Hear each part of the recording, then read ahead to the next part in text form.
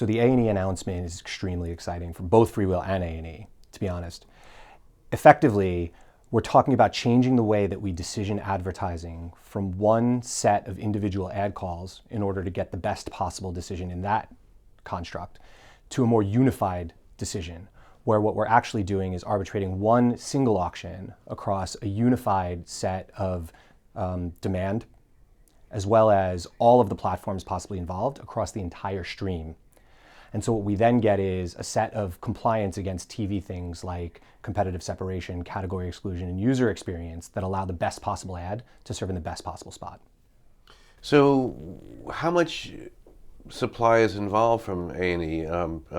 What's the scope of the integration? So A&E is a market leader in what they do in terms of leveraging second party or indirect demand channels in order to monetize their content. And what makes this interesting is that when you have a bunch of different demand sources in play, typically what happens is there will be an SSP that does an auction, and then they will pass a winner along to an ad server who then does another set of decisioning to figure out which is the right ad to serve. In this case, what A&E is going to do is send us all of their demand. We're going to put it into one big pool, and we're going to arbitrate, again, one auction that allows us to pick the most fit ad. So think of this as survival of the fittest for an advertisement that comes through. It's not necessarily the most yield optimized one, although it may be. It's the one that is most fit for purpose for that specific opportunity. In this new equation, what are the opportunities for the buy side for A&E?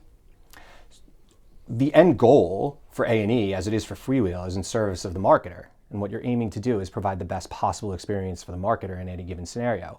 Part of that is making sure that their ad reaches its intended audience, or in the absence of any targeting that dictates what that should be, the best possible audience according to the parameters that do exist, such as the price or its category or any of the other endemic qualities of the advertisement. So the benefit for the buy side, generally speaking, is that the intended recipient or the consumer that they're searching will receive the ad they're asking for in a much, much more seamless way.